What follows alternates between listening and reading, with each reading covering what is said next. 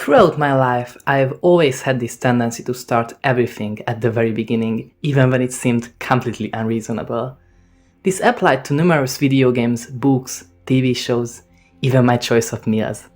When my friends advised that I watch the TV series Doctor Who, I downloaded the 1963 original and began with that. A few years ago, when I heard of the amazing video game series titled Fallout, I played the very first isometric title of the franchise, released in 1997, even though newer, arguably better games were also available. And when I decided to read the sci-fi books of Isaac Asimov, I started with iRobot and advanced through the series in chronological order, right till the very end with Foundation and Earth. Had I not do this, I would have felt like I was missing out on something fun and important. And indeed, these experiences were some of the most enjoyable pastimes of my life, and only 3 examples of this unusual tendency of mine. 40k came into the picture about 2 years ago when I started watching Luetin's channel. I greatly enjoyed his content, and the grotesque universe of 40k soon pulled me in.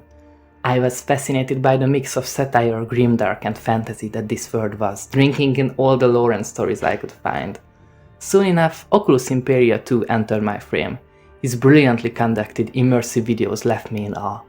Despite sinking more and more into the history and occurrences of the 40k universe, I didn't care that much about the 2 other aspects of the franchise, modeling and tabletop gaming.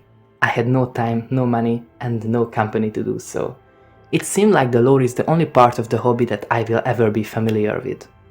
A few months ago, however, things changed. I watched a short video explanation of the rules which have been sitting on my to-watch list for months. I knew immediately that I wouldn't rest until I could get a taste of what tabletop gaming is like. Sure enough, it didn't take much time for me to locate nearby hobby groups, subscribe to modeling subreddits, start watching battle report videos, and of course, being faithful to my previous habit, download a copy of the 1987's first edition rulebook, better known as Rogue Trader. As I was reading through the book and started creating minis and playing against family and friends, I realized the whole dimension of questions and potentials in my new pastime. I decided to start this channel where I can share my ideas, connect to the community, and most importantly, document the way 40k evolved since the very beginning in 1987.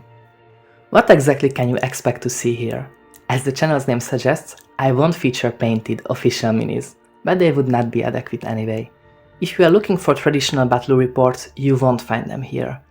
I will, however, produce my own homemade minis, share the ways to make them, and even expand on some of the ideas laid down in the books but never detailed, using my own homebrew armies and models. Furthermore, I will detail each major and hopefully minor publication of the 40k franchise, including the monthly White Dwarf magazine. I will do anything to present the part of the picture one would have gotten if they were around 30 years ago. I hope to record vintage battle reports in the future as well when I obtain sufficient resources to do so. I will not, however, pretend like I was there. I was not even alive then, and I am not doing this blindfolded.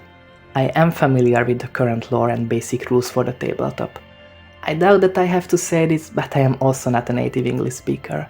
Despite this, I am already full of ideas about what to do on my channel, and I hope to find a like-minded audience who enjoys what I am about to show here, and who can even contribute to my project.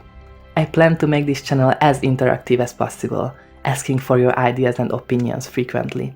And please remember, this is my first time both on YouTube and with 40k, and I'm pretty sure some of you are way experienced in these fields. My first real video will be a quick retelling of how Rogue Trader came to be, followed by a review of White Dwarf 93, where the newborn franchise was shortly detailed. Until then, welcome to Project Poorhammer, and I hope you enjoy your stay.